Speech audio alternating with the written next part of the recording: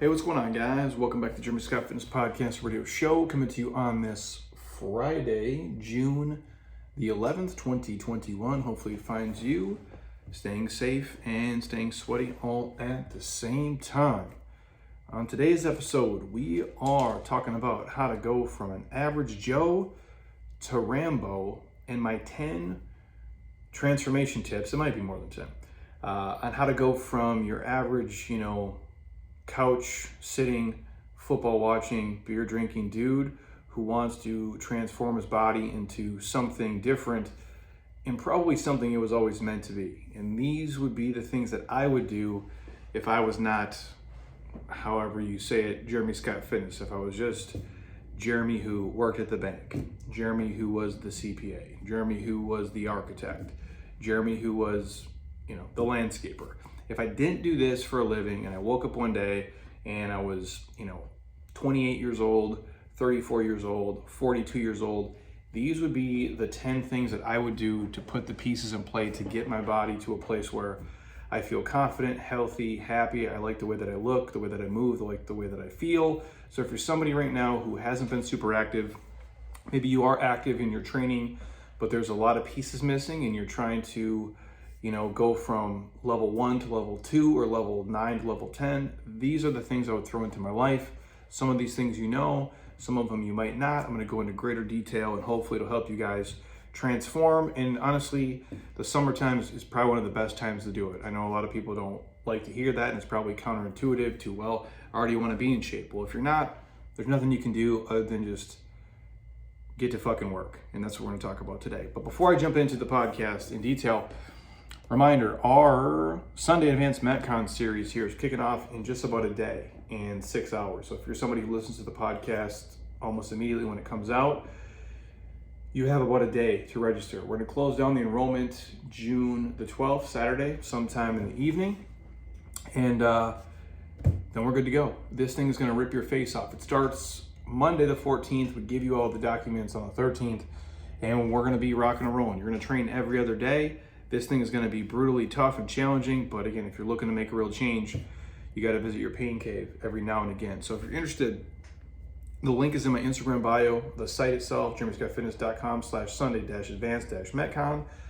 That is a mouthful.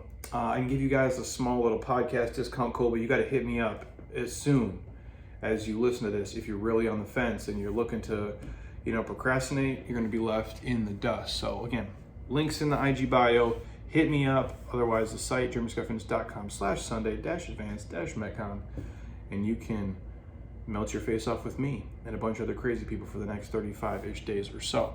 Also, the podcast is brought to you by my homies at Athletic Greens. You already know it's the one thing I take every single day.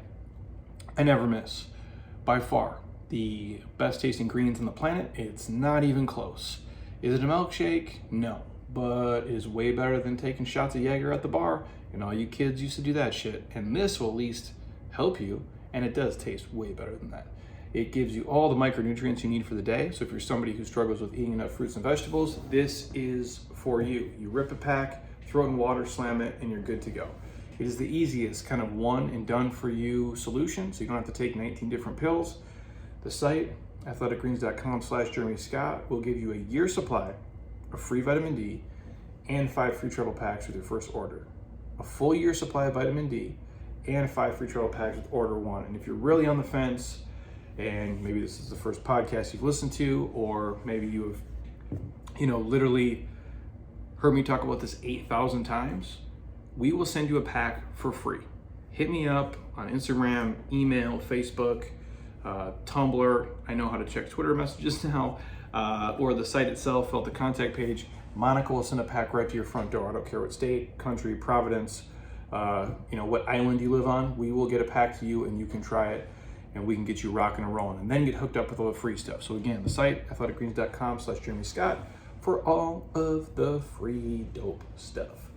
Now, on to today's episode. As I was driving up here today, I have like 8 million things to do. This honestly was not on the list, but here we are. I thought it'd be important. I feel like I've done a podcast like this before, since we've done 400 and plus some now. But as I was looking through all the titles and names, I have not seen this in particular. And honestly, this is what we do here. Most of the people that come to us, I would say 9 out of 10, are just your average Joes who want to look better, move better, and feel better. Now, is this going to turn you into Rambo or Rocky? I don't know. Depends on what Rocky is. Maybe Rocky 1, sure. Rocky 4, is a little bit tougher. What I'm saying is most of the people who come into our facility, and then I've worked with online, and now at this point we're talking about literally tens of thousands of people, because I'm old and I've been doing this basically 100 hours a week for well over a decade. There are people who maybe once were athletes and then fell out of it, or people who would train sporadically, or people who maybe never did anything, and they're just a normal person. They're a normal husband, wife, mom, dad, and they think their best days are behind them. And again, if you were playing football at Florida State at 21, maybe they are, but that's so few of us. But even for that person, if the base is built, we can bring you back to a certain level of fitness that you probably never thought possible, even if you're 40, 50, and beyond. And so when we meet someone who comes in, there's potential there. They're not in terrible shape. They're not 400 pounds overweight, although we've met those people as well. They're just the normal person you see every single day. Not super fit, not in terrible shape. They're just kind of the middle of the road of decency, if you will. And they want to make a change, and they're not really sure how to. Maybe they've been training at a gym, they have a membership, which I'm not bagging on the normal big facility gyms. They do serve a purpose, and I think they're great. But for a lot of people, you're getting access to equipment that you don't really know how to use, and you don't really know how to put a program together, and there's no accountability, there's no motivation, and you tend to do the things you're most comfortable with, which usually is not the greatest way to make a real transformation. So these would be the 10 things I would do if I woke up today in my mid-20s, mid-30s, mid-40s, and I wanted to get into better shape. And then as the progression goes on, get into the best shape of my life. So to go from an average Joe to Rambo in these 10 transformation tips. Now, before I kick off, I would say you got to commit to these things for at least a year. And you can do a lot of damage in a year, man. You can make a pretty big body transformation in 12 months. Is it going to be easy? No. Is it going to be fun at times? Not all the time. Is there going to be things that you're going to have to give up? There's going to be things that are required of you, 100%. And fitness is one of the most fairest things in the world. There's a lot of things in life that are not fair. Sometimes people get born with rich parents, or it could be like me, where your parents don't have any money. There's people who, were born with every opportunity, or there's, people who are born with no opportunities. There's people who are born, starting off on third base, and there's people who started off home plate. But eventually we're all trying to score a run. Fitness, to me, is one of the fairer things because you can't buy it, you can't inherit it, you have to actually put in the work.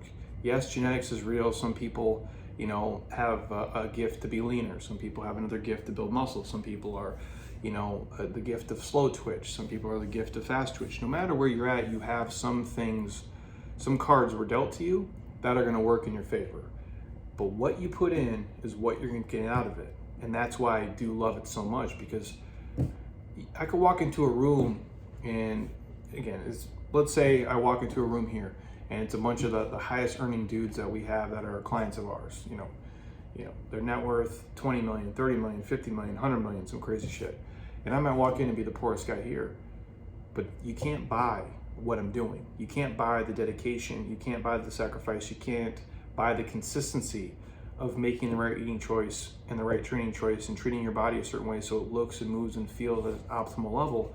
That's why I like this pursuit for so many people. You get so much out of it. When you can master the flesh, when you can master the mindset of making the right food choice and training choice and consistently do it over time, there is a superpower that comes with that makes you feel, like Bruce Willis from Unbreakable. I mean, you feel like, the way I think of it, like when your body is firing on all cylinders and you feel good and it's strong and you can move. I mean, I feel like Chuck fucking Liddell in his prime. Like, you just knock anybody out. Like, you have this Mike Tyson like power you feel inside of you because you've built something and you've done something. You've transformed yourself into like this soft, for lack of a better term, mushy bag of shit into, just like a concrete, machine. And it's an amazing thing.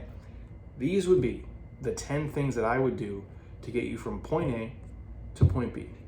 The first one, you got to get a workout schedule. There has to be some consistency there. If you're the average person, I'm not saying you have to train 10 hours a week. That's not realistic. Not for your job, not for your career, not for your work-life balance, not for your social life, nothing. It's just, and again, your body is probably not going to take it. You're not going to have a whole team of professionals giving you massages. You don't have enough time to do recovery and therapy because you have kids, you have a wife, you have a husband, and you have, a job you're going to work for 50 hours a week. That probably stresses you out and causes you to deal with some other bullshit. So for most people, if you're doing nothing now, working out 3 times a week for 52 weeks is probably your best bet. The 3x52. 3 sessions, 30-ish minutes a week for all 52 weeks, and sky's the limit. Now, that's not negotiable. There's some weeks where you're traveling, there's some weeks where you feel better or worse, but you got to make time to get in 3 legit workouts every single week for all 52 weeks. You got to commit to that. You can't sway. There's no, I only worked out once this week. That's bullshit. If you really want to make a transformation, you have to do the 3. You just have to get it done. How would I structure those 3 if I was the guy working at Bank of America? And I'm like, you know what? I want to be the most ripped guy in the room. I want to, maybe I look normal in my clothes, but if we had a pool party at a Bank of America event and I took my shirt off, I'd look like Rambo and everybody would shit their pants. Obviously, no, it's not going to happen, but it'd be pretty badass if it did. So if you're that person and you really want to make a change and you're listening and saying, Jeremy, you know what? I can work out 3 times a week for 30 minutes. I would do total body splits, and probably a good chunk of that would be metabolic training. Like, the metabolic training would be the base. So 3 total body splits are going to give you probably the best bang for your buck because you can work everything multiple times. And I think that's the best way for longevity, which is the key here, and the best way to make progress and really challenge yourself and throw in enough things that you don't like, which I'll get to later in the podcast. Depending on what your body type is, if you're a skinnier person, on the leaner side, maybe skinny fat is how I used to identify as, if you will, I would say you would load more during the metabolic session. You might do less rounds, you might do things with less speed, but the loads are heavier. You're squatting heavier, you're pressing heavier, you're pulling heavier. If you're someone on the bigger side, and maybe you have a strength-based build, maybe that was your background, you loved bodybuilding or powerlifting, maybe you focus on lighter loads for certain things, or maybe you keep the heavy splits and really try to crush your aerobic stuff. It really doesn't matter, but I would go with total body splits in a kind of metabolic format if possible. Now, in terms of like split ideas, obviously if you join a community and a group where they do metabolic training, that's ideal. If you're somebody who isn't going to do the group stuff, you don't like to, you want to train on your own, and you only have access to kind of the traditional gym, you're not going to make an investment to go somewhere where it's, I don't know how you phrase this, more functional based as opposed to bodybuilding. A basic workout would be, you have a squat, you have a horizontal pressing pattern like a bench press, you have a vertical pressing pattern like an overhead press, maybe you do a barbell row, maybe you're doing upright rows, skull crushers, curls, maybe some lunges and like ab wheel rollouts. It's a pretty good mix for the most part. That could be one day. You take a day off, you do mobility in between. The next day you could throw in things like deadlifts, go back to like a neutral grip press, pull-ups, dips. If you want to throw in some bro stuff, farmer's carries, barbell shrugs. If you want to go even calf raises to give the joints some love. And again, it's not just about the calves. You're talking about your Achilles, ankle health, mobility, flexion extension, all those great things. The next day, throw in some more mobility work, and obviously you can go back to a workout, do a different, like a split squat variation, incline dumbbell bench, maybe one arm, kind of like rack rows, arnold presses, cable tri extensions, barbell curls. These are just examples you could throw into the day. It's not that complex to do, but you can give the body enough love across the board. And then obviously, if you were super highly driven and motivated, throwing in the things that most people really hate. the assault bike, pushing sleds, walking lunges for long periods of time. Those types of things could work. If you were someone who has already been training a consistent amount and you wanted to take it to the next accelerated level, you could throw in a fourth day of, maybe 2 lower body, days, 2 upper body days, 1 hypertrophy, 1 strength based, with the metabolic stuff mixed into there, either through the workout, circuit style, or if you want to throw in like disgusting little finishers and things like we share on Instagram. Those are all great. The key is, if you have time, you have to find something that fits for your lifestyle and your goals, and that's going to be different from everyone listening. But you want it to add to your life. You don't want fitness to take away from your life. You have to be realistic about what the goal is, and you have to be realistic about what the commitment is, and you have to be willing to give it at least a year. You really do. Everybody wants to program jump and buy Groupons and do these different things and try 14 different programs in 6 months. That's no way to make progress. The tried and true stuff works, but you have to give it time. You have to be patient. You have to be consistent. And you have to wash, rinse, repeat over and over and over again. And I say it has to add to the quality of your life, not take away from it. Because if you're a person who spends 10 hours a week in the gym, yet you're a bag of shit in every other area of your life, or you're a shitty husband, or you're a shitty wife, or you're too exhausted to play with your kids or see your friends because you're spending all your time just like moving iron, I think that's when your fitness is stealing your fitness. Now, if you're happy doing that, like you're the person who's like your animal pack, you wear work boots and cut off jean shorts, you play Metallica, and you love just jacking steel for 3 hours a day, and you don't give a fuck about anything else, that's cool. But how many of us is that realistic for, and how many of us are going to be happy doing that? Very few and far between. I used to think that's what I wanted to do when I was 23. And then I snapped out of it. And, I met my wife, and I'm like, actually, you know what? I'd rather, hook up with this smoking hot female right here, and maybe I can do some other things and not just fitness. And oh, by the way, I also do like to go bowling. I also do like to go hiking. I also do like to go to the driving range. Like, there's all these other things we like to do that are around it. So I want you to do all the things you still love. Now, you might have to give up some bullshit. If you're playing video games 7 hours a day, or sitting and binge watching Netflix, or you're on 9 different kickball leagues, you might have to be on 3 kickball leagues and watch 2 hours of Netflix and maybe stop playing video games and actually commit to this.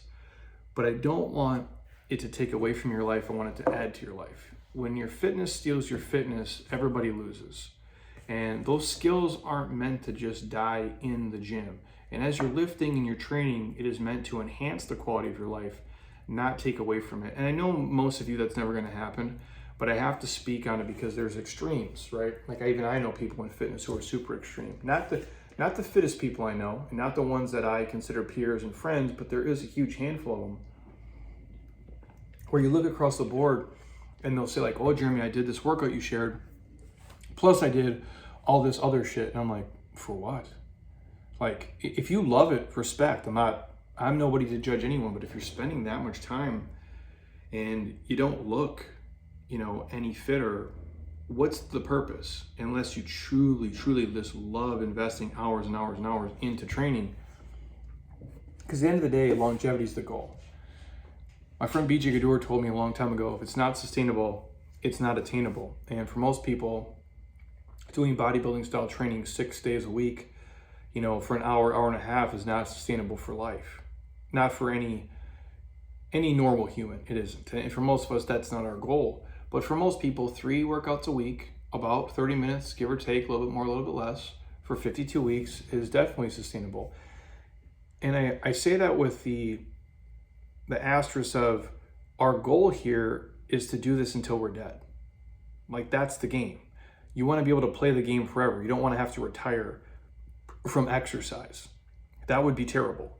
Now, if you're a pro athlete and things like that, obviously the goals shift and they change, but we're talking about just basic exercise, not playing in the NFL, not playing in the NBA. Because there's only so many fitness checks you can cash on your joints before they go. You're not getting an upgrade. They're not going to regenerate. If your knees are shit, they're shit. If your shoulder's garbage, if your spine is trash, it is what it is. We want to keep those things intact and as healthy, which is with as much integrity as possible, and we just want to crush the tissue around it. And so you have to really be smart as you age and you get into this game. How many miles do I got left on these wheels? You got to really be mindful of that. And there's a lot to be said about proper rest and recovery. But that'd be the first thing I would do, is get a workout schedule, commit to it based on your goals, and then we'll move forward. The second thing I would do is I would get a coach or a community, either in person or online, for the accountability purposes, if nothing else. If for nothing else, the accountability of showing up, especially in the days you don't want to. And trust me, man, it matters. Because what you were doing alone, if you're listening and you're not where you want to be, it hasn't worked. Like, it just hasn't. I'm not saying that negatively, but if you've been training alone and you haven't got a coach, you're not part of a community, you don't have a good group of people around you to kind of push you, it hasn't worked yet. So take my advice here and get with a community of people who are going to lift you up and push you, at least hold you accountable, and you can share best practices, you can share wins, you can share losses. I mean, the truth is, iron sharpens iron. It really does. And what's the other phrase? Rising tides raises all ships. Like, I wouldn't be me today in fitness without, the circle of people that I have, without the BJ Gadors, without the David Jacks, without the Hannah Edens of the world. I wouldn't be this. We all level each other up. We all challenge each other. We all beg, borrow, and steal from one another. Like, I just happen to have, in my opinion, one of the most badass fucking circles of fitness people, not just in terms of how they look and how they perform, but how they understand it and how they coach it and how they think about it and the longevity of it. That's the key. We all are different, but we all have similar mindsets of what's important and how it should be done. Even in my early days, like in my bro days, when I'm like, bodybuilding style training all the time, broing out, probably doing, admittedly some dumb shit. But again, what young guy at 25 doesn't do a lot of dumb shit?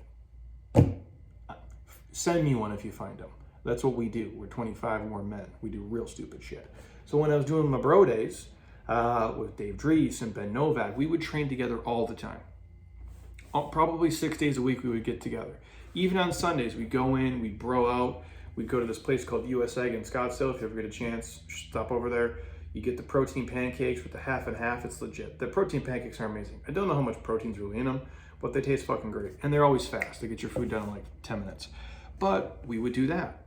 Like, that would be the routine. And especially the days when I was tired, maybe my body was a little bit sore, I didn't want to be there, these guys were there. And we would push each other. And it's like, you don't want to be the weakest link in everything. And like, maybe Ben could always leg press more than me. And then, maybe Dave could always, back squat more than me. But I could, let's say, bent row more than both those guys. So you're always kind of, seeing like, well, how does he do that? How does he do that? How can I critique this? How can I fix this? Is my depth perfect? If I want to give up on these last 2 reps, these guys are watching me, so I'm going to push through because Dave did 12. I'm going to fucking do 12. So it's the things like that where it just makes you better. It really does. So, and again, it doesn't have to be a paid program. You don't have to buy any of the shit that we do. You don't have to join any of our groups. You don't have to join, the gym that I run here. Whatever state or country you're in, if there's a community one, great. If not, do you have any friends who want to get on this journey with you? And the answer is yes. They just don't know it yet. You're not going to be able to coach them into it. You're not going to be able to talk them into it, and you don't want those people anyway. If they weren't willing to carry the bricks with you, you don't want to build the house with them. Like, that's what we always say. But they're there. Everybody wants to be fit. Everybody wants to be healthy. It's the coolest thing there is. Being fit and healthy and looking good and moving good and feeling good is cooler than being rich. It really fucking is. It's the ultimate thing because everybody wants to do it. Hey, if we could give you 6-pack abs today and bulletproof legs and the strongest upper body ever, do you want it? Oh, no, I don't. Nobody would say that. It's like, do you want $10 million? Are people going to turn it down? No, they're not. Fitness is that. So your friends and family want to do it. They just haven't made the mental shift yet. So those people are out there. And if you can find the right people at the right time, and if it's nobody in your close circle, then I would urge you to go out, find a group online, find a group in person, and surround yourself with those people. Because they're going to lift you up. They're going to push you. You're going to push them. And again, like I said, iron's going to sharpen iron. Number 3. you got to be active every day. And I'm not saying you have to go do a workout every single day. We've already established that. You're going to do 3 legit training sessions every week where you're just going to melt your face off. You're going to push yourself. You're going to work as hard as you can work. You're going to do things that you hate. That's part of it. But you have to do something every day. And that can be walking. You guys have heard of it? Pretty simple. You can do a step count minimum. If it's 10,000 steps, 15,000 steps, 20,000 steps for reference. I am probably at about, my phone's on right now, my watch, let's see. Today I'm at 15,256 steps, and it is about 2:30. Most days I'm about 22,000 steps, some days more, some days less. Now obviously I walk around a lot. I hate sitting on my ass, so yours might be less, but set a number, 10,000 per day. And you're gonna walk for at least 30 minutes a day. And if it's not walking, it's mobility. I'm gonna do 30 minutes of stretching, soft tissue work, active recovery, whatever you need to do, work out the kinks, but those things have to be done. So every single day of your life, 30 minutes of some type of activity, 365. Even if it's just walking, that's fine. Listen to a podcast, listen to your favorite music. If you're on a treadmill, you can put on The Office for a half hour, and the time just flies by, or whatever your favorite show is. Saved by the Bell, That's So Raven, whatever the hell you're into. Who am I to judge? The point is, you have to move your body every single day for a half an hour. I don't want to make it super serious here, but it's a gift that you can. You guys have heard me say it before. I'm wearing the t-shirt right now. If you're watching on YouTube, someone else is praying for the things you take for granted. It's the truth. There's people who are in hospital beds who can't fucking move. And they would be you in a heartbeat. Even if you're tired, you're sore, you're stressed, they would still work out because it's an opportunity for them to get up and move, and they can't. There's people who are dying, and they're in a wheelchair, and they're not going to be able to make it. They would trade places with you in a heartbeat if they could just get up and walk and jump and skip. So don't shit on a gift, because it truly is one, because one day you might not have it. And you would just sit there and you'd have so much regret, and you'd be so sad and be like, wow, I wasted all these opportunities where I could have got better, where I could have bulletproofed myself to hopefully avoid some of these things. So please just move your body every day in some way, shape, or form. You're wasting your life if you're not. I truly believe that. And again, if your body's beat to shit, you've crushed it, that's fine. Just go through mobility slowly. Foam roll. Go through a type of yoga flow, or just go for a basic walk. Swim around your pool a little bit. Just have fun. You know, if you can play sports and do things you like basketball or tennis or yoga or golf, that's amazing. When fitness is the outcome of the activity, not the goal, is when you guys truly become fit. And I believe that. Number 4. If you really want to, and you get into it and you found a rhythm and you found a routine, this isn't even number 4. What am I doing? I don't even know how to read. What I would say is, this is like 3, because that was 3A, this is 3B. If you're in the routine and you're like, well, Jeremy, I want to be active every day, but I want to give my body a little bit of extra love, and you're really in for putting in the work, you can throw an additional body part training. So the things in your body that you think are lagging, right, that you really want to work on. Things I like to do, especially on days where, you know, maybe I do mobility for 15 minutes, I do some foam rolling, and I'm like, well, I got 10 minutes left on the clock. I do some body part love stuff. So maybe I just set the clock and I do 10 minutes of walking lunges straight through. And you guys might not be there yet, that's fine. You might do 2 minutes or 4 minutes or 6 minutes and eventually work your way up. But 10 minutes of just consistent walking lunges, just step by step by step. Is it fun? No. Is it boring? Yes. Is it painful? Yes. It burns, you're sweaty, and you're swearing, but man, talk about what that does for your legs, for the endurance of them, for the strength of them, for the integrity of them. It can change everything, and it is amazing what you learn about yourself when you're in the middle of, you know, some deep lunging water.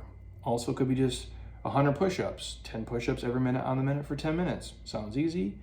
It is not easy, my friends. It's a great way to build strength of the upper body, the entire shoulder girdle. I love those things. Maybe it's pull-ups. I'm gonna do 3 pull-ups every minute on the minute for 10 minutes. It could be farmer's carries. It could be running hills. It could be pushing a sled. It doesn't matter.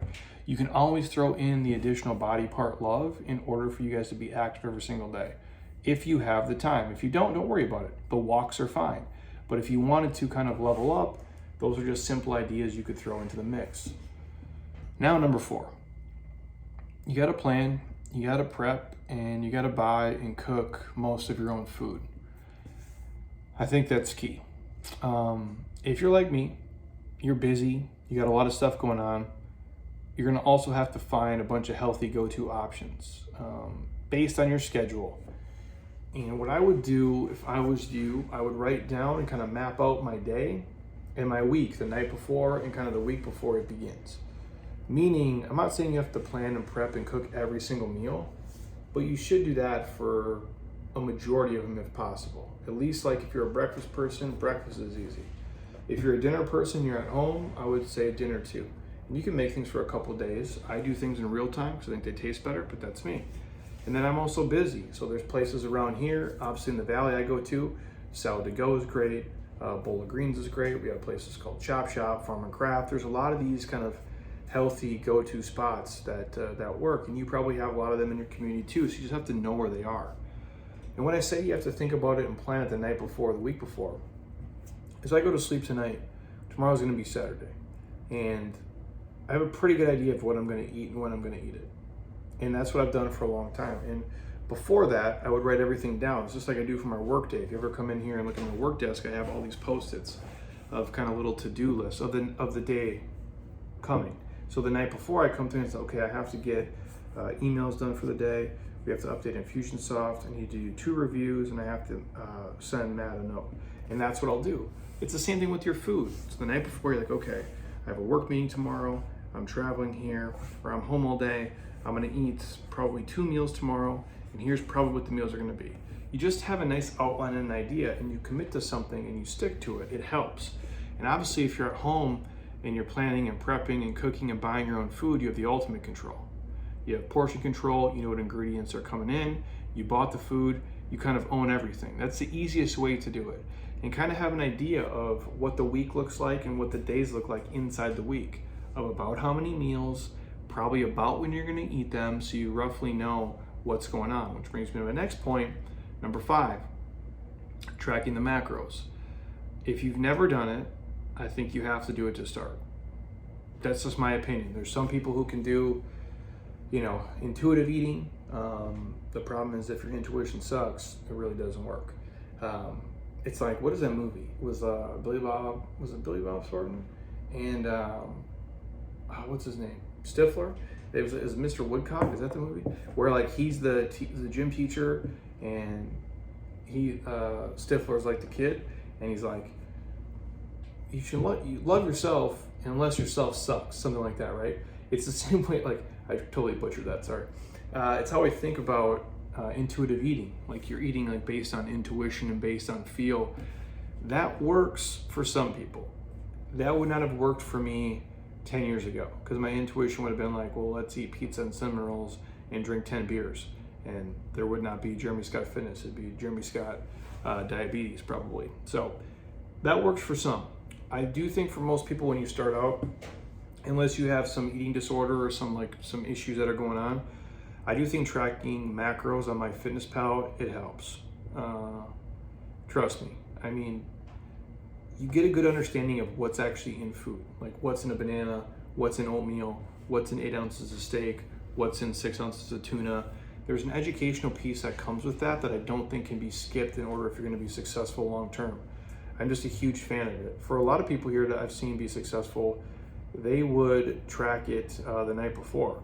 And those are the people who are very diligent. I've seen people make amazing transformations do that because they're kind of locked in to what they're gonna do the next day. So they'll go in like on Wednesday night and they'll say, okay, Thursday I'm gonna eat 3 times. Here's the 3 meals. They plug in all the food, the calories add up, the macros add up, and they know if they're on track or they know if they're messing up. That's pretty amazing.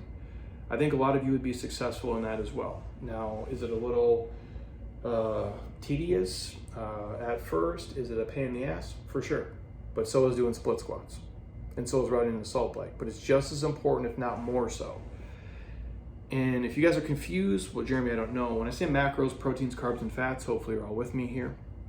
If you don't know what the hell you're doing, we do have a free macro guide we're happy to send you. You can look at it, you can plug in the formulas, and it's at least a good starting point. If you have to get a nutrition coach or be part of some kind of healthy eating, nutrition accountability group, I think that's cool too. But I do think tracking the macros is crucial at some point. At least to start. I'm not saying you have to do it forever, But if you don't know what's going in and what's coming out, how can we really make progress and gauge if we're in a surplus or a deficit if we're talking about gaining muscle or burning fat? So most people who we meet, fat loss is the goal. Not everybody, but a lot of them. And a side note, I'm not telling you what your goals should be. That's not up to me. It's up to all of you guys. But with dudes specifically, I hear the term, well, Jeremy, I want to get leaner and build more muscle. And I'm like, well, yeah, I get it, dude. I also want to work less and make 10 times more money. It's not going to fucking happen. That's the way I think about that. You're not going to be able to do both at once. Unless you are morbidly obese and you've never trained before, then probably some semblance of that can happen. But short of that, it's not possible.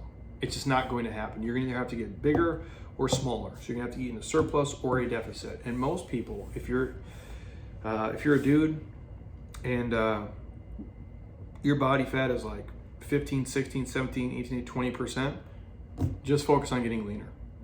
Don't worry about trying to get bigger, dude. That's just my 2 cents. And some people can listen to this and say oh, fuck you, Jeremy, I'm going to be way bigger than you. That's super cool, dude. I'm not judging. You do what you want to do. But I would say if your body fat is that high, just focus on getting leaner. I think that's more important. And the same thing if you're a female and your body fat is, 25, 6, 7, 8, 30, 31%, I would focus on getting leaner, being in a calorie deficit over time. And over time, you're going to get stronger. We can work on, keeping lean muscle tissue and building tissue. That stuff's all great. I just think if you're at a certain body fat level, you're going to be happier being leaner. I really do. Now, obviously, everybody differs and all your goals are different. I'm generally speaking here, if I was a 37-year-old guy who was just working a normal, I sell insurance and I want to be as fit as I can be, that's what I would suggest. Become ripped like Rambo, and then you can deal with this stuff later, because you'll never be the biggest dude anyway. That's never going to happen. You're not going to be Brock Lesnar. It's not going to happen. You can be the most ripped dude that you can be for sure. And how much of that extra weight is really going to benefit you in the long run for what you want to do? And again, that comes down to you and your individual goals. Number 6, you got to focus on the quality and the intensity of the sessions, not just the length of it. I'm going to say that one more time, because a lot of people, they're married to a methodology that is very archaic in the way that they think about training and what they have to do. And I'm not calling anybody out here. These are my opinions, obviously. And the bigger this podcast gets, a lot of people message me and talk a lot of shit. And I appreciate your comments, even though I didn't ask for them. So really, I don't appreciate them, but I read them anyway. And usually I give you feedback as well. But we get married to our way of thinking. We get married to certain training protocol. In life, we do this in general. We get married to a religion of thought, and we feel like we can't divorce our mind from it. And I don't know why that is. I'm the first one to admit, hey, I was wrong. I used to do this, now I do this. I used to eat this way, now I eat this way. I used to train this way, now I train this way. When you know better, you do better, right? You update your technology and your thinking. And I think of back squatting in that way, right? I'm not against back squatting, but for most people, I don't think it's the best way to squat. I really don't. If someone comes in here and there's well, Jeremy, I want to get strong and big and whatever the goal, I don't have any of our clients back squat right now. 0. I'm not saying they never do. I'm not saying that they can't on their own. We give them an option to, but we don't teach them to do it. We don't take them through it, because I do not think it's necessary. And I think there is more than one way to skin a cat. And in fact, I think there's much better ways to do it than that for 99.9% of the people, whether it's split squat, goblet squat, bottom loaded squat, if it's a trap bar variation, if it's with the pure motion, if it's with step ups, if it's with lunges, if it's with sled pushes. There's a lot of different ways they can get to the end goal if they're just trying to get their legs stronger, more mobile, and build a better base. I don't think they have to be married to the back squat. No, some people might disagree with me, but I'm pretty sure if you start to look at how people move and feel and the data, it leans towards what I'm saying, especially if we're talking the benefits of unilateral training on, individual legs as opposed to just always, bilateral. But I digress. the long point I'm trying to make is when you focus on the quality of the session and the intensity, not the length of it, that's the key. Because a lot of people think, well, I'm used to work. I worked out for an hour a day, every single day, 7 days a week. And I'm like, well, how intense was it? How hard was it? How much effort did you put into it? And is that sustainable for the next 30 years? And the answer, more often than not, is probably no. It is not sustainable for the long term. Because what we've seen here with hour-long sessions is people stretch them out. There is a ridiculous amount of wasted time. Not everybody, I'm generalizing here. If you have the time and you're happy doing that, respect. Most people don't have the time and they bullshit a huge chunk of those sessions. They really do. They're checking their phones, they're letting their mind wander, they're getting lost for 3-4 minutes between sets. A lot of shit's going on that has nothing to do with getting fit. And they'd be just as efficient in 32 minutes as they are in 66 minutes, but they're wasting time. And if you're talking about like Metcon, like metabolic training, if you're talking about HIIT style stuff, if you're talking about like crazy ass Tabata protocols, those things cannot be done for an hour.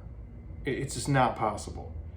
You'll never make it. You got to bullshit the beginning, bullshit the middle, or bullshit the end, but it's not sustainable. There's no way I could do 60 minutes of metabolic training 5 days a week. My body would crumble. It would fold like a lawn chair. I've shared my men's health, stories of nightmares of filming stuff before. I know what's possible for me, and you guys see what I look like. You see how I move. I like to think I got pretty good genetics. Knock on wood, I've never been hurt. Taking great care of myself. Pretty fucking athletic, and even my body couldn't make it through that. So if I'm saying that, and this is what I do for a living, and I live in this place, what is the guy who sells insurance? What is his chance of training that intense, that long, that hard every day for longevity of his joints, of his tissue, and overall health? It's probably slim to none. So I would focus on shorter, intense workouts that are structured versus the long, boring sessions that are drawn out of just, cardio or the old school, kind of archaic way of training. That's my 2 cents. If you want to go, if you like cardio and you like the cardio sessions, what I would suggest is,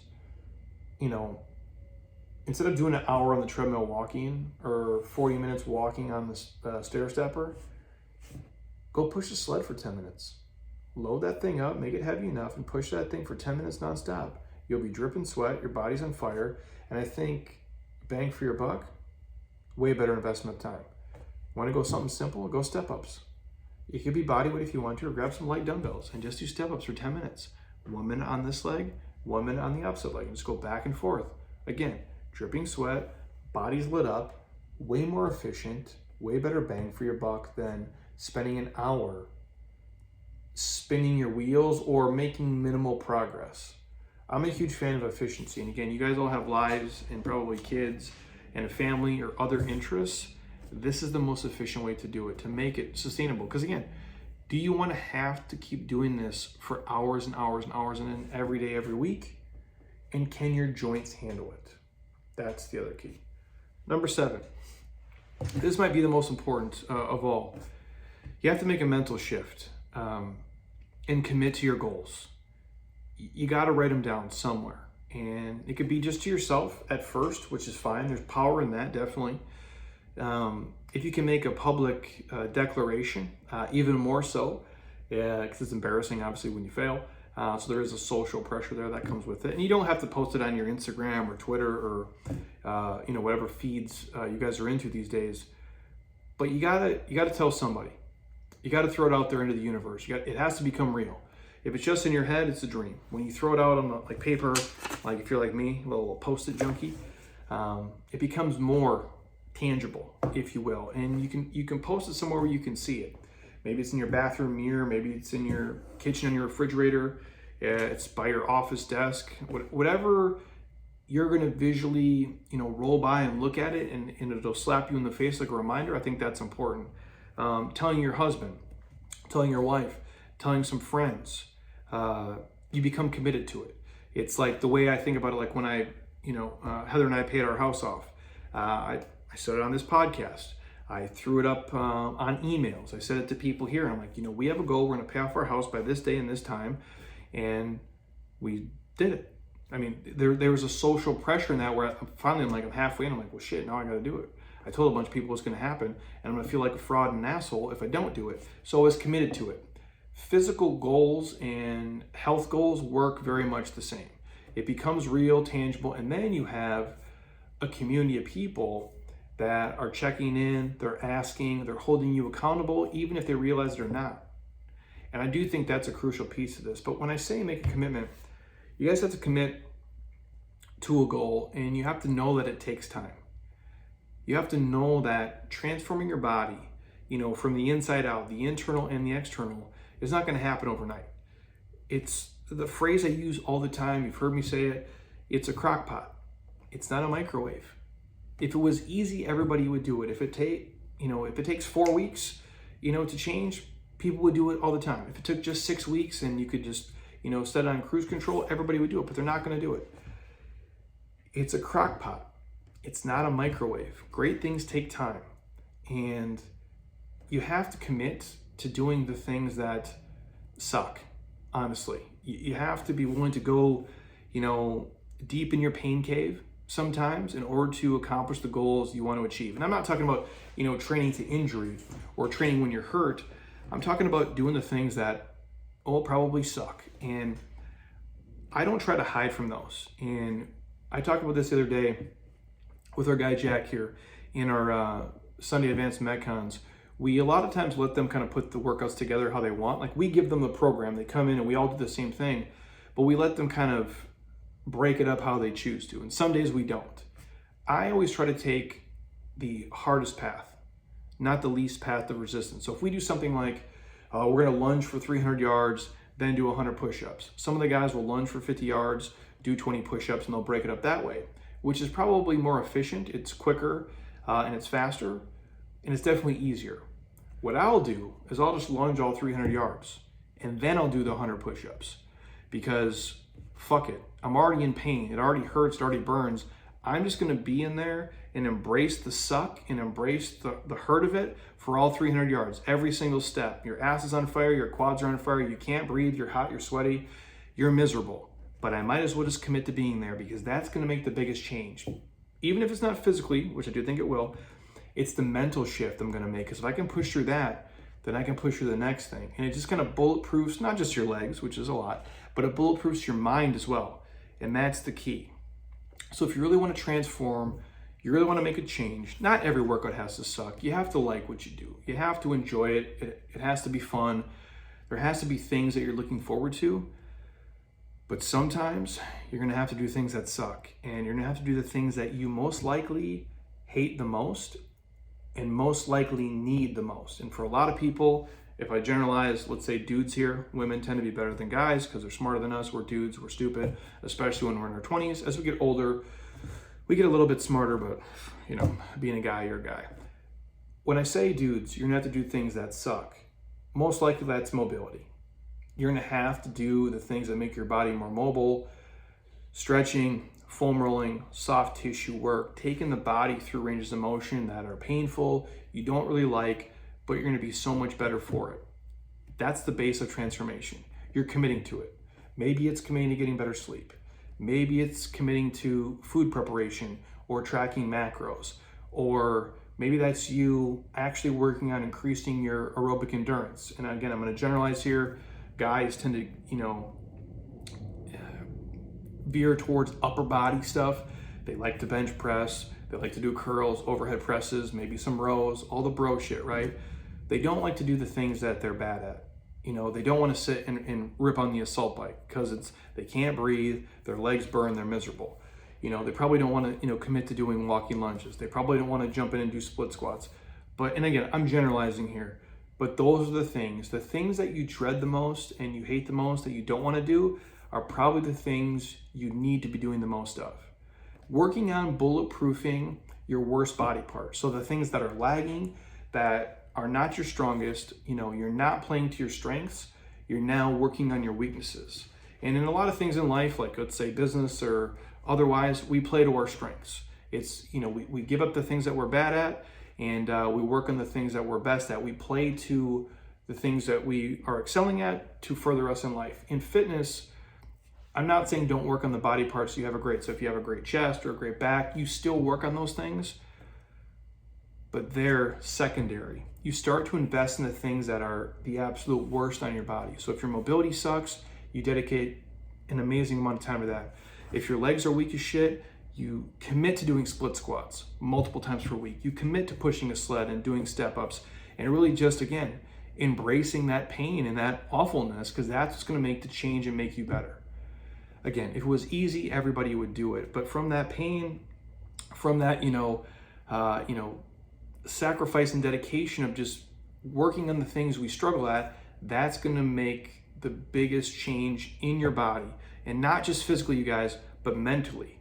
When you can commit to, being in the suck, and you can commit to just being in your pain cave and being out there, amazing things can happen. At least that's been my experience. And I think that'll be the same thing for you guys. Number 8 on this journey, you got to avoid the extremes.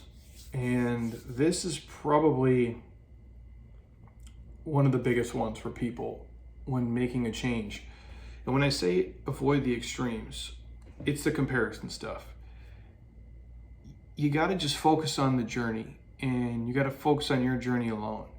And you have to understand it's a progression, and it's going to take time, like we mentioned, but even on your journey, the progression of goals are going to change, and they're probably going to elevate along the way. But you have to take them as they come. You have to do 1 yard at a time. You don't need to try to score a touchdown every single workout. You don't have to try to move mountains in a week. When I say you have to look at it as like a progression, right? Look at it as like a football field. It's 1 yard at a time. You get to a first down. 1 yard at a time, you get to the next first down. And eventually you score a touchdown. And then on to the next series. Does that make sense what I'm saying? Instead of just trying to do everything all at once. But when I say avoid extremes, don't look at, Arnold and pumping iron and be like, that's where I'm going to be. That's an extreme, right? Like, that's probably not going to happen, at least not up front. So you can't focus on the upper 1% if you're starting from scratch or you're starting from middle of the pack. You have to understand the journey and just take little goals as they come, and there's going to be a progression there. And as you get deeper into it, as you get a little bit fitter, you get a little bit stronger, you start to ask yourself, how do I want to progress through this journey? Am I okay with the track I'm on? Do I want to accelerate it? Do I want to kind of, pull back a little bit? Only you can answer that. And that brings me to what I always say, is the juice worth the squeeze? Am I getting to the point where my fitness is stealing my fitness because I'm dedicating so much time, effort, energy onto it? Or am I staying the course of what I promised myself I would do? And am I on the right track? And it just depends, how much you want to put into it, how much you want to get out of it. But I always say, make sure it adds to your life and doesn't subtract from your life. And don't focus on the people on Instagram. Don't focus on people on Facebook or wherever else. Don't look at people like me and say, I want to do exactly what he does. I promise you, you don't. I'm an extreme. My wife would come on here and I could bring her on tomorrow. She'll tell you the same thing. He's fucking crazy. You don't want to do what he does. Let what he does be a North Star. Let it motivate you. Let it inspire you. Let it light a fire under your ass. Take the pieces of it that you want, but don't try to do the exact same thing, because it's probably not for you. It's an extreme. It's a small progression, 1 yard at a time, you guys. And so when you're on this journey, don't compare yourself to other people. Just take it as it comes for you. Number 9, we're talking about creating an environment for success everywhere you go, all the time. And we've talked about the groups, your friends, community, a coach. That's part of your environment. But I'm also talking about in your home. You have to create an environment that is conducive to you being successful in your home. And that probably comes with you cleaning out your refrigerator and cleaning out your pantry and starting from scratch and filling it with the things that you need to be successful, and filling it with the things that you need. not the things that you just want. And I'm talking about to eat and to drink and the proper supplements and the things that are going to make your body look and move and feel the way that you want. You got to fill your house, fill your cupboards, fill your refrigerator, fill your freezer with the things that are going to help you, not the things that are going to hurt you. And that goes for the people in your life as well. You got to surround yourself with people who want to be fit, want to be healthy. And I'm not saying it has to be the same level as you. 99% of the people I hang out with have no intention of being as regimented as I am. And that's fine. They, almost all of them to a person, they drink way more than me. They eat shittier food than me. They do way more drugs than I do. But we're still friends. Even with that said, they all exercise. They all try to make good eating choices. They do most things in moderation, and they really just are of like mind in spirit and body. And then obviously I have my fitness friends who are fucking lunatics like me, and then obviously we can relate and geek out and talk about the things we talk about. But you have to create an environment where you're gonna be successful. If you're always hanging out with people who always wanna go to the bar and drink booze and eat shit and not exercise, it's gonna be really hard for you to be successful because you're always gonna be the odd person out. And not that I don't have friends like that, but we're not hanging out all the time and I'm not surrounded by them 24/7, 365. You have to really create an environment that allows you to succeed in your home, in your place of business, and obviously in the gym and when you're training. That's why I say iron sharpens iron. And you have to really pick your spots with your friends and with your families and with parties. Understand, plan when you're gonna cheat and have some treats and kind of map out and manage what you want it to look like.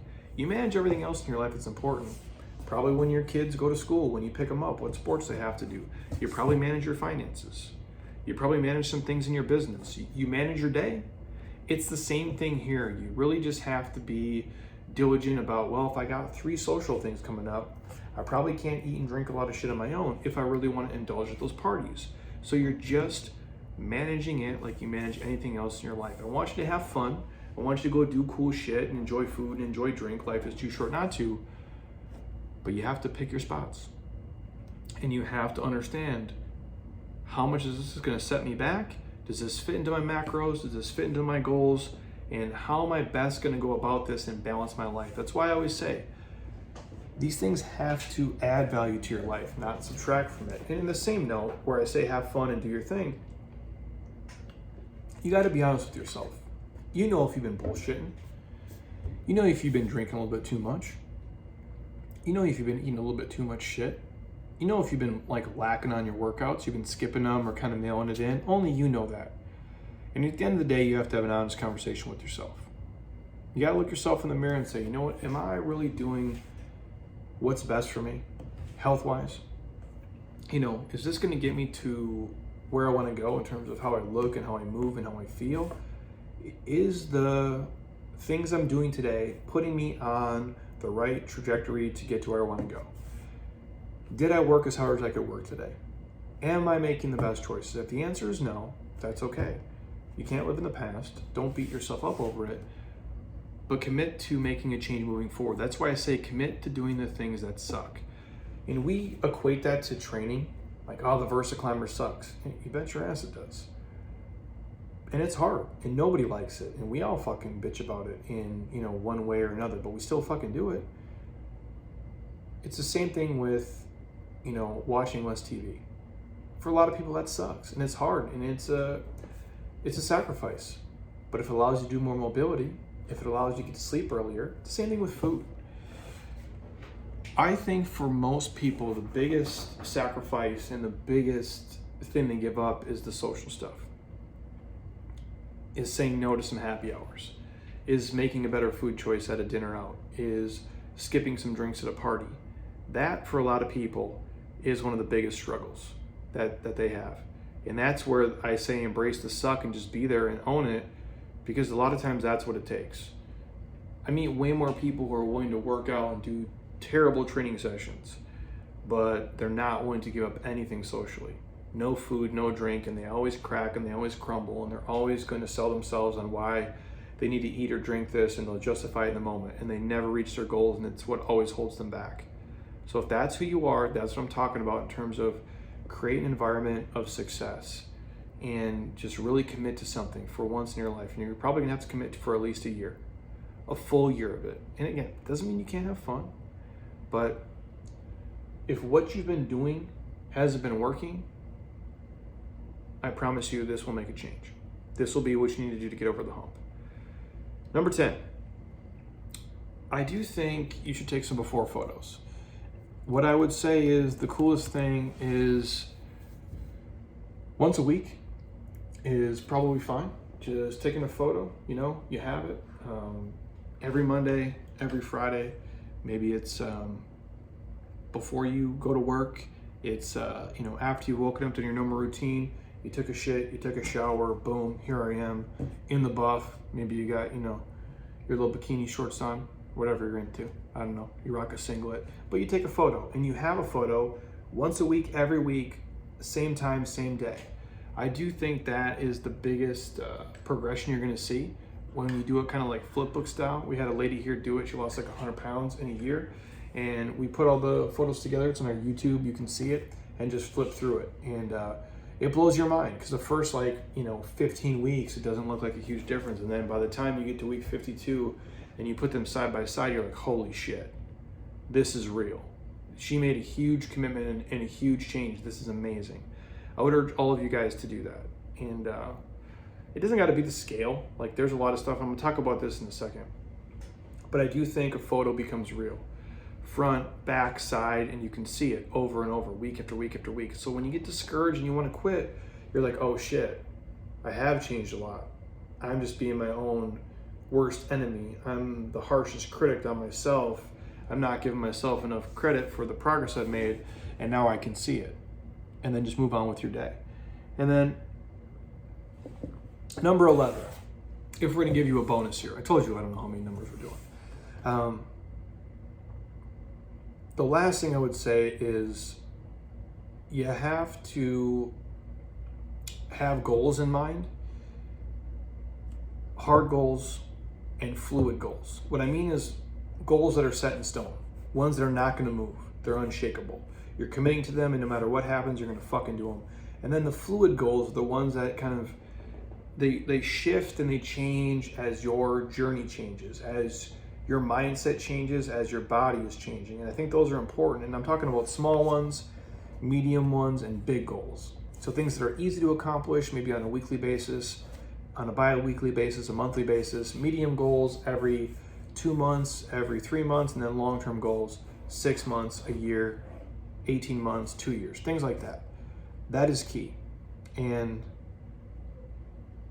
I don't know how else you do it other than like being regimented with some of those things. And when I say like a hard goal, I always come back to my physical body is different.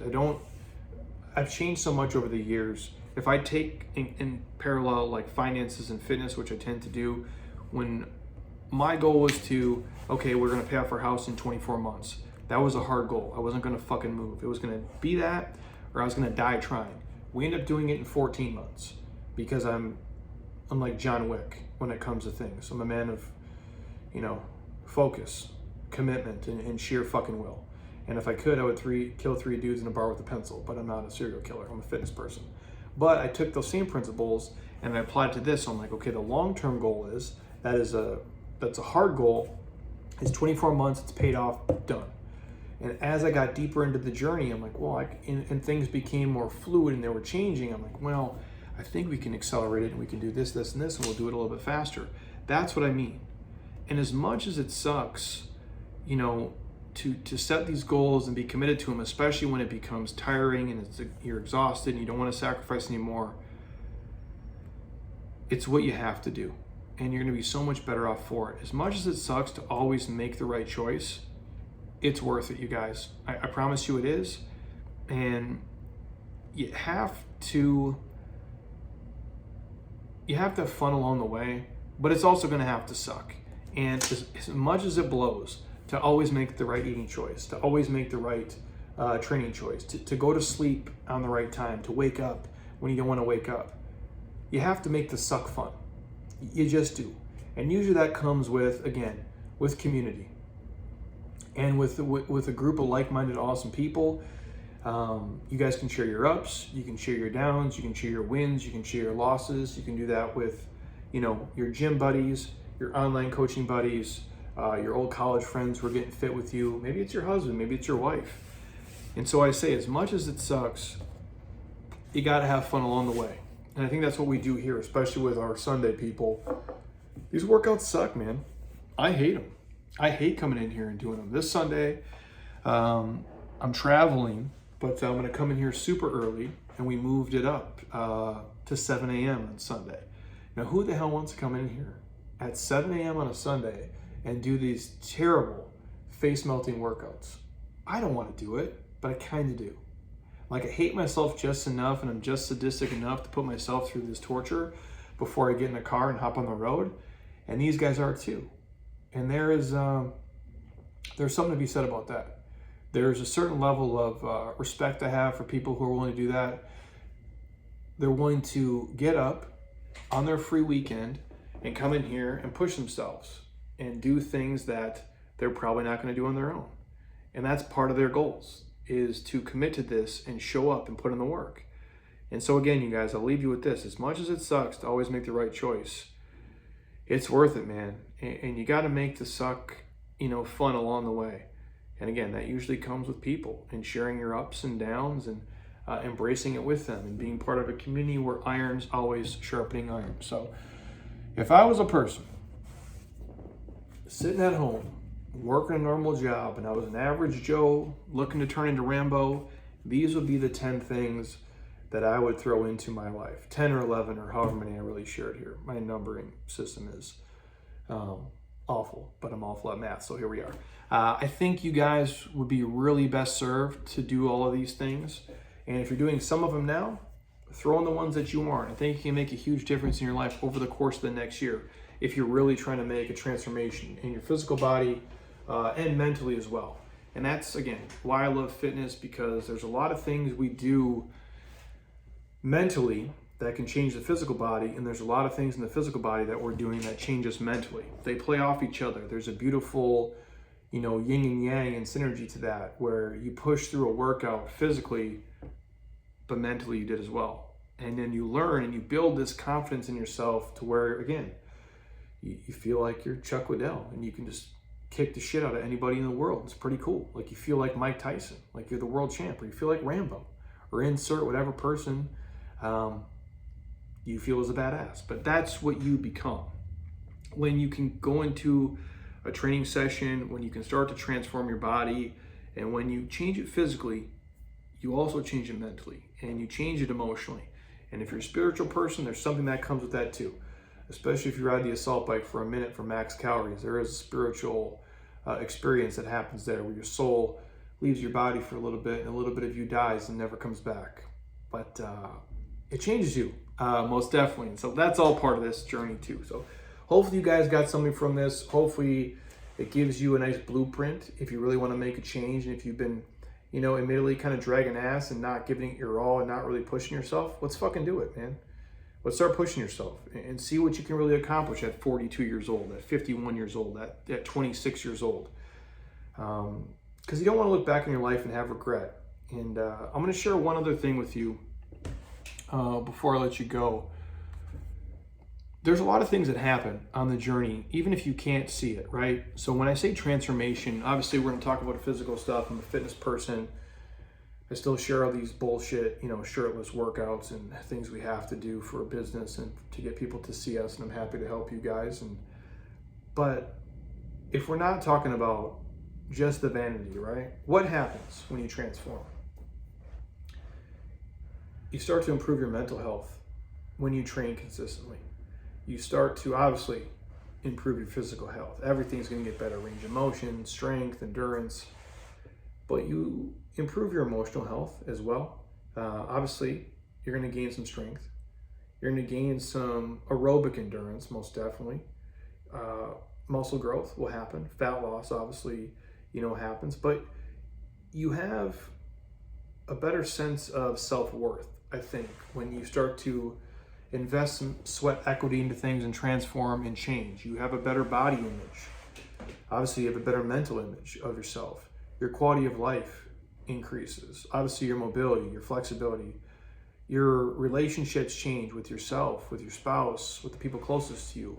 And your relationship changes with fitness and with health. You start to enjoy exercise. You start to enjoy eating right. That's a lot of changes that come with transformation that don't have as much to do with just the physical body. And the reason I touched on that for a second about you guys not, regretting things. You don't want to look back in your life saying, you know what, I really could have been fit. I could have hiked that mountain. I could have done an Ironman. I could have done this, but you know what? I just was a lazy ass and I mailed it in. Don't be that, because regret is sad to see, especially in older people. And if you're lucky to get old, and maybe you don't, and I don't want to get super serious for a second here, but I'm going to. I saw this posted today right before I got on the podcast, and I wanted to share it because I think it's real. And I think a lot of times we take our gifts for granted. We bitch and whine and complain about really stupid things that don't matter, and we don't really reach our full potential because of it, because we let a lot of bullshit infiltrate our brains. And I'm not sure who wrote this, but it's deep, and it goes, and I quote, "Every minute, someone leaves this world behind, and we're all in line without even knowing it." And picture a line right now, like a long single file line, like at TSA or at the airport as you're waiting to check in. And we never really know how many people are ahead of us. That's how long the line is. We cannot move back in the line. We cannot step out of line. We cannot avoid the line. So while we're in it, make moments count. Make priorities. Make the time. Make your gifts known. Make a nobody feel like somebody. Make your voice heard. Make the small things big. Make someone smile. Make the change. Make love. Make up. Make peace. Make sure to tell your people they're loved. Make sure you have no regrets. Make sure you're ready. Because eventually, we're all out of here. We're all going to drop dead. It's going to be over for all of us. And even if this health and fitness thing didn't extend your life for a day, I promise you it will drastically improve the quality of the days you're here. Because being fit, being healthy, being happy, being confident in your own skin is super cool. It's probably one of the most badass fucking things there is. And on the flip side, being super obese, being immobile, feeling like shit, not wanting to move, being embarrassed the way that you look and move and feel is probably one of the worst things there can be. It's like being a prisoner in your own body. Nobody wants to do that. So if you're in control, and you're in control of what you eat, what you drink, how you sleep, how you train, this is your time to take control and really make the most of it. So again, if you've been bullshitting yourself, take these 10 things, put them into play, and let's start making a badass transformation today. Again, thank you guys. I appreciate you as always. Again, if you want to join the Sunday Advanced Metcon, the link's in my Instagram bio now. You got about 30 hours to hit me up.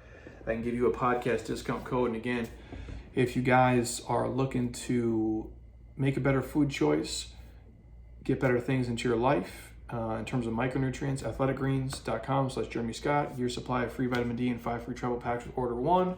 Hook you guys up. Again, I take it every day. I never miss, and I would not talk about it this much and work with them if I didn't believe in it the way that I do. I think it can help you just as much as it's helped me, if not more so. So hit me up for a free pack. Otherwise, get all the free stuff on the site. So I might get Heather on the podcast tomorrow. We'll see. I got a lot of stuff going on, but I want to come to you guys today because I got a busy weekend of things going on. But if I can get her on, obviously, we'll drop some knowledge bombs for you guys as well. But put these things into play, you guys. I promise you it can make a difference in your life. If you really want to make a change, it just takes you consistently doing it, little by little by little. But if you can stack enough of these good things on top of each other each day, the compound effect will be real. And one day you'll wake up and you'll go from average Joe to Rambo. It won't happen overnight, but it can happen over a period of time. And so anything else you guys want to hear or see from me, comment on Apple Podcasts. If you guys are there, obviously drop me a 5-star, leave a couple of comments. I truly would appreciate it. It would mean the world to me. And share this with a friend or family member who is looking to make a change or needs to make a change or wants to make a change. this could be the thing to light the fire under their ass and get them moving. So I appreciate you guys as always. Thank you for watching on YouTube. And until next time, eat well, train hard, be nice to people, and please, you guys, keep doing shit you love with people you enjoy because your life is too short not to. I'll talk to you soon. Peace.